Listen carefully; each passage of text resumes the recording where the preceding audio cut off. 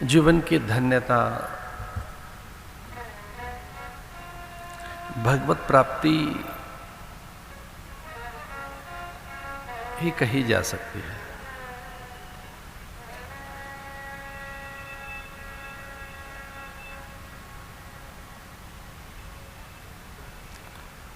भगवत प्राप्ति हमारा ध्येय है, वही हमारा अंतिम और सर्वोपरि लक्ष्य है।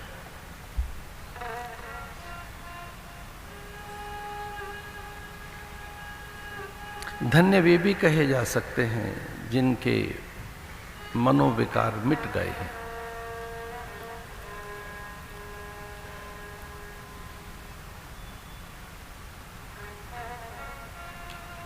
साधनों की अबाधता, अविच्छिन्नता, निरंतरता, साधनों की सक्रियता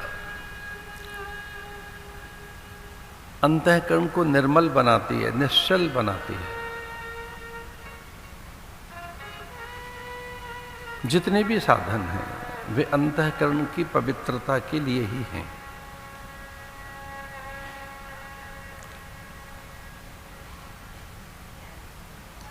अध्यात्म के विविध साधन, जितने भी उपाय हैं, जितने भी मार्ग हैं, वह ज्ञान योग के आरंभिक साधन हो, साधन चतुष्टय आदि,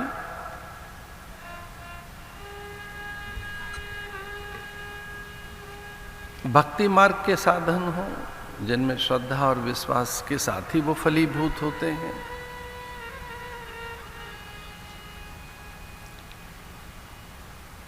कर्म योग के माध्यम से निराभिमानिता, निरहंकारिता आदि,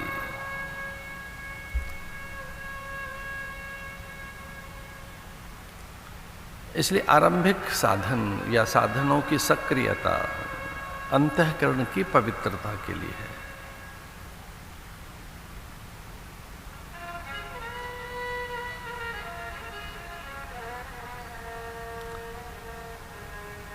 मन की शुचिता के लिए है, बौद्धिक प्रखरता के लिए है, जितेंद्रियता अथवा ऐन्द्रिक संयम के लिए है,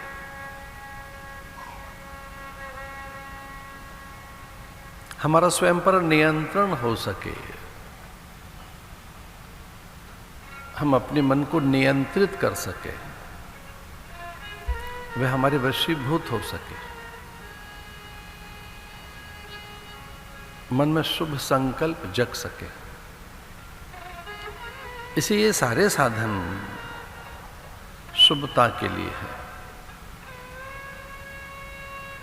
शुभेच्छा के लिए है, सुविचारणा के लिए है, तनुमानसा सत्वापत्ति के लिए है।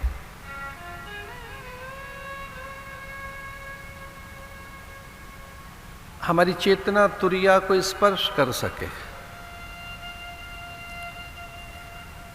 इसलिए व्रत, जप, तप के विविध प्रकार, स्वाध्याय,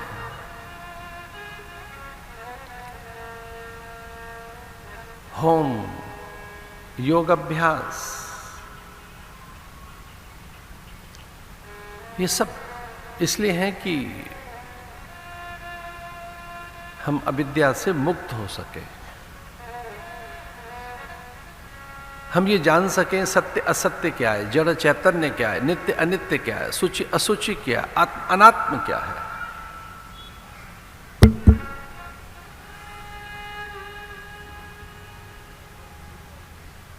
हे उपादेय क्या है, ग्राह्य और अग्राह्य क्या है,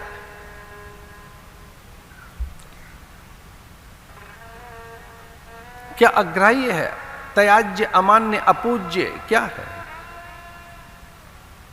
इतनी सजगता हम में आ सके कि जो अग्राह्य है, अमान्य, अपूज्य है, निंदनीय है, त्याज्य है, वह ग्राह्य नहीं है, वो स्वीकार्य नहीं है। हमें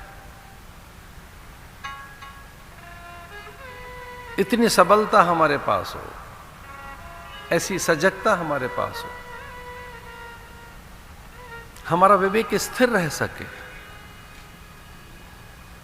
हम उसी को ग्रहण करें जो ग्राह्य है। अग्राह्य, अपूज्य, निंदनीय, त्याज्य के प्रति हम तटस्थ रहें, निरपेक्ष रहें। वो किसी भी प्रकार का विचार, भाव, वृत्ति हो, वो वस्तु हो। और वैसे भी जो अग्राह्य, अमान्य है, अपूज्य है, वो रहता भी नहीं है। शरीर तो उसे कभी नहीं रखता। प्राणवायु आई और वो चली जाती है दूषित होकर। एक शुद्ध प्राणवायु जैसे ही हमने ली, वो फिर अशुद्ध होकर निकल जाती है, कार्बन होकर। प्राणवायु, शुद्ध वायु हमने ली और वो अशुद्ध हेय, अग्राह्य है, वो टिक नहीं सकती। हमारे उदर को एक किंचित भी विजातीय द्रव्य मान्य नहीं है।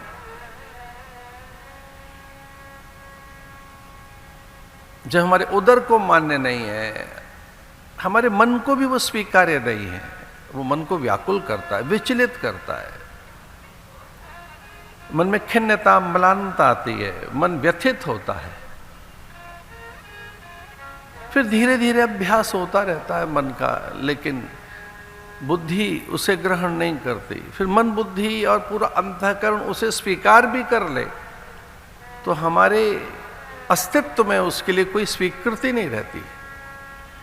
इसलिए हमारा अस्तित्व, हमारी निजता, हमारी सत्ता, हम स्वयं जो असत्य है उसे स्वीकार नहीं करते।